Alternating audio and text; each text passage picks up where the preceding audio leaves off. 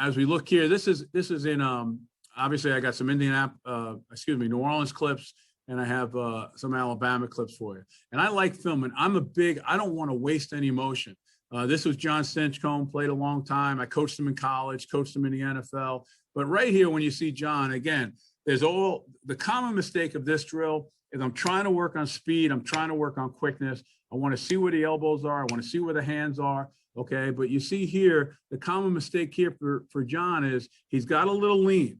And you can see this, the way his body posture is. There's a little bit of lean, a little bit of a lean forward. You can see it a little bit in the picture. And basically what I try to tell a lineman is, hey, when they go ahead and set, I want to be able to put a pole that comes right down the top of your head and should come out, your butt.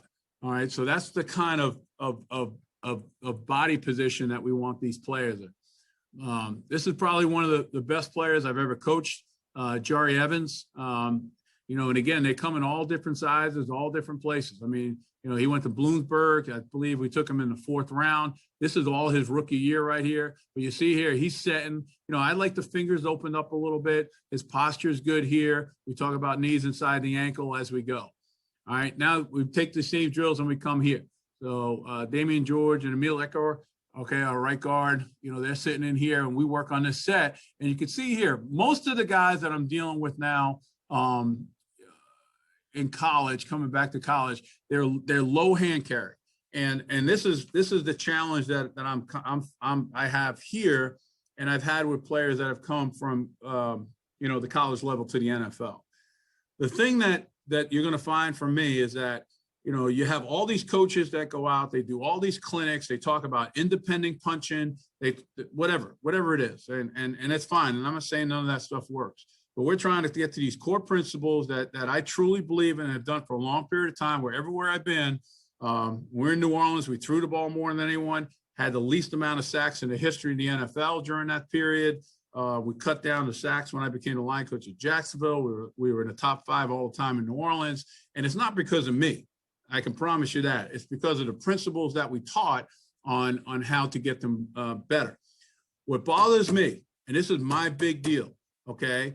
When you coach the run game as an offensive line coach, and I told our players this the other day, when you coach the game as an offensive line coach, you want him coming off the ball and all those principles about striking, rolling your hips, finishing a block. You're coaching that player from an aggressive mindset to go out there and be one tough son of a gun and knock the hell out of somebody. Now, all of a sudden, we change and we're in this pass protection mode, and now we're like, hey, watch your hands. He can slap him down. Be careful. Don't get beat inside. Hey, watch this, watch that. Well, think of yourselves as a player, okay? I've got the coach who's coaching me to be a tough son of a gun in the run game. And then all of a sudden he's coaching me. He may not realize it, but being a cautious guy in pass game, all right? And I'm not worried about what that guy in front of me is doing. And I'll get into that a little bit more. What I'm focused on is I'm going to dictate it. I'm going to run the show. I'm going to put the pressure on that guy, and that guy's going to have to come through me to get to the quarterback, and I will be physical, and I will be violent in everything that I do. So I try to keep the same mentality going. I don't use words like it's basketball. It's not basketball, okay? I don't try to use words like, anything that is soft or anything. Pass protection is a very, very difficult thing from a body posture standpoint, okay? But you're aggressive as hell with it. So I just wanted to get that out and start this day off and clean out my system here. Now, the one thing you'll notice, the way the guys in New Orleans train, and now this is me, and obviously I just got here, right? So the big difference for me is what I see is Damian George is the player all the way on the outside, okay, with the longer hair, Mills with the shorter hair here. But the one thing I want to say is Damian's pace isn't bad, okay? I'd like him to get his hands up a little bit higher to protect his chest. Okay, his body position's good. All right. I'm always looking for knees inside the ankle. And then when now you come with Emil here on the inside, okay, you can see here that his base is narrow. Okay, so the one thing I've noticed when I went back and looked at my pro tape, and as I trained the college players here at Alabama, the student athletes here, is that they do not train with as wide of a base. And I believe that the difference is because most of us are coaching big kids or bigger players. And, if they're going against smaller players, your base doesn't have to be as wide because you're just bigger, a mauler, your hips are higher when your basin is wide. But in the NFL, obviously with all the power that you have to defend, you have to have the right base. You cannot make a mistake on being short on it. All right, so we look at this, and I try to film it a lot. And we work on this, okay, working it through. Same thing here, body posture by the right tackle is poor. And then I want us to show you this right here, okay? The other thing is that, all right, you look at the tackle on the right, okay? All right, look at his knee action.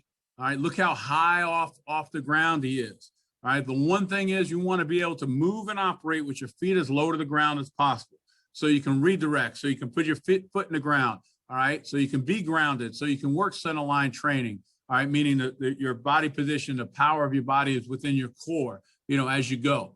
All right, so you see here the foot is up. The longer the foot is off the ground, more opportunity for mistake.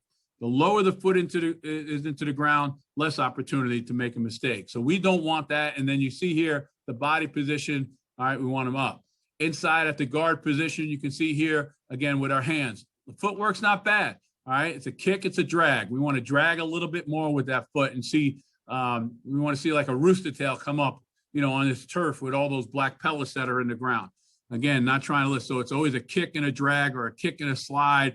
It's always a post and a slide, or a post and a drag, however you're teaching it. All right. The other thing is this. So again, we get a lot of this film. So we'll film a lot of this, just quickly. This is us in New Orleans trying to get them all under in one shot. And again, we're working on speed. It's one of those things we want to beat someone with our set. So again, set hut, and they're all coming up. But you can see here, and it's a race. So I'm actually doing this as a race. It's a race of who can get set the quickest. It's also a race to see who has the proper technique. All right, so you have to have both to be able to win this race. The guy closest to us right here, left tackle, that's Jermon Bushrod. Obviously he was a Townsend State guy. So again, he was someone that we had, was a young guy, really came a long way. This is his rookie year. So we had a lot of things to do with him to get him corrected. He wound up playing for a long period of time, starting left tackle on a Super Bowl team in New Orleans. All right, so he developed into a heck of a player.